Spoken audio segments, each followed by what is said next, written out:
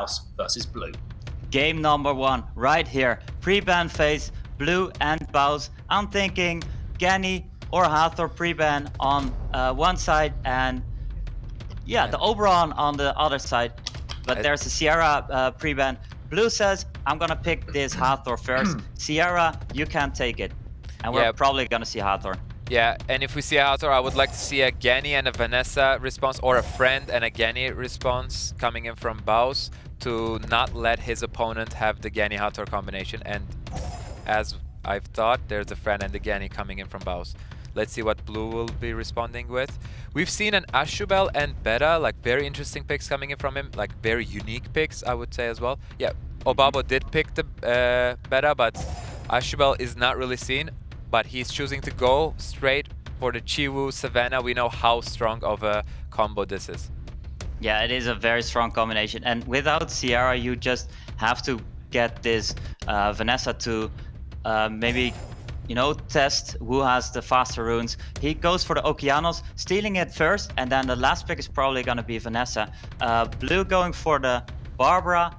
So he has 2 of the Beast Riders on the board, so it could also potentially be a Leo on the side of Baus. Obviously being pretty good with Chiwu and Leo on the board as a counter to Chiwu and Savannah. So I think Leo could be a very good pick here, and Vanessa more or less not that much anymore. We see Diana being showed. That could also be a very good pick. Yeah, Diana would be very strong against those 2 Water Bruisers that Blue last pick, the 5th and the 6th picks.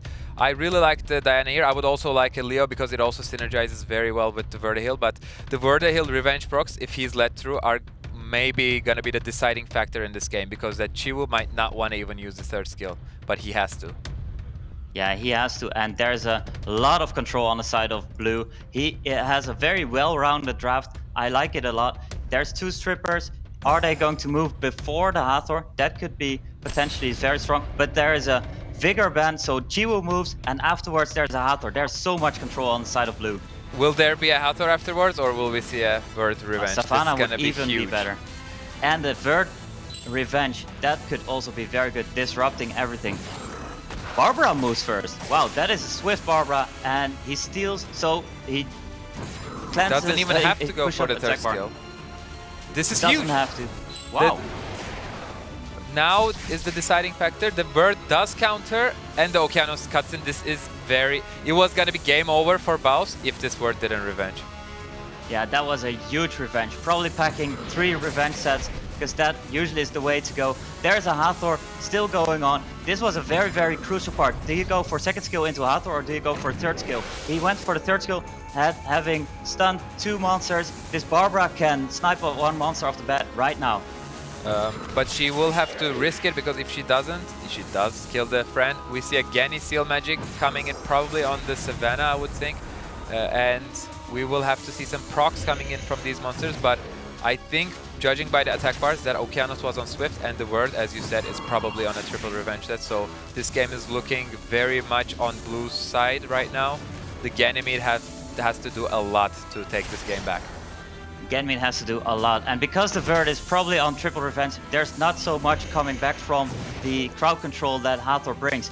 And with the Beast Riders doing so much work, I like this position of Blue. He did a very well drafted composition with the Vigor and the Chiwu being very, very hard to decide which one you're gonna ban. If you ban out the Chiwu, you have a little bit less first turn composition on the side of Blue, but if you have a Vigor on the board still, that is so much damage that can be done moving a little bit later into the game. So it was very well drafted out from Blue, and Baus just missed the speed lead, I think. Yeah, I agree with that, but that could have been a huge proc from Genny if he were to get into that Seal Magic, but it's looking very, very, very scary right now for Baus. But I'm not going to be writing him off, because he has the Genny Okeanos combo, which is almost as scary as the Genny Hathor combo. Oh, it definitely is, and there's Okeanos moving, but doesn't have the third skill up. There's Vert just giving a lot of turn speed. Whoa, that was a huge risk, but it did pay off, and all of a sudden this Vert is looking very, very strong against the Chiwu and the Hathor. Wow, and there's Okeanos being reset, but he already had all the skills up. Just to be sure, Yeah. this has to hit. It didn't. Oh my god, it missed on both units. What? Wow. That's huge. And the big counter, this Vert will most likely be able to solo this too, but this Another counter. Wow. Oh my That god. is so much My heart is revenge sets on racing this. so fast right now. What a game. What a game. Wow. These Beast Riders, they just weren't able to do enough. I thought it was over. Wow. But Vert showing so much turn cycling. Wow. Lads, that was unbelievable. That's one of the. I think that's one of the best games we've had across the 2 weekends. Dude, it I'm was back shaking and forth, back still. and forth. Dude, that was crazy. I mean, we expected the big things from Baus and Blue, and they delivered for us, for you guys at home. Unbelievable stuff. DGP. I mean, walk us through some of the highlights there towards the end, because it seemed like it was a back and forth battle there. We didn't know who was going to take it.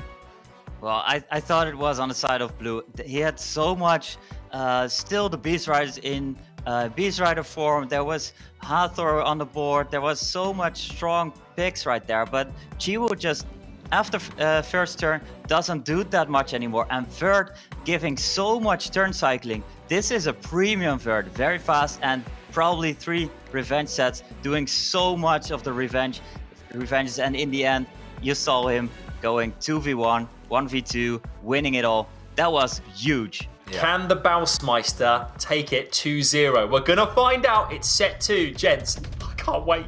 Yeah, and I wanna point out that risky hit on the Barbara really pulled out the game for him, because if that Barbara was living, she could have very well sniped off the Vertihill. But we see the pre-bans going for Savannah and Hathor, both very strong units. Both were drafted in the last round of picks, and let's see what Baus is going to be choosing for the first pick. Most likely, I would like to see a Gani here.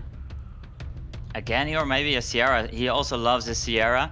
And there's not the oppressive Gani Hathor anymore, so there's maybe not necessary to pick this Gani that early. Goes for the Fran, also very, very highly contested pick between these two. Being answered with Okeanos and Gani. So much control on the side of Blue. Basically, his copyright, he goes for turn 1 and he goes for a lot of crowd control. So there's Josephine. The resurrection of Josephine is in Europe.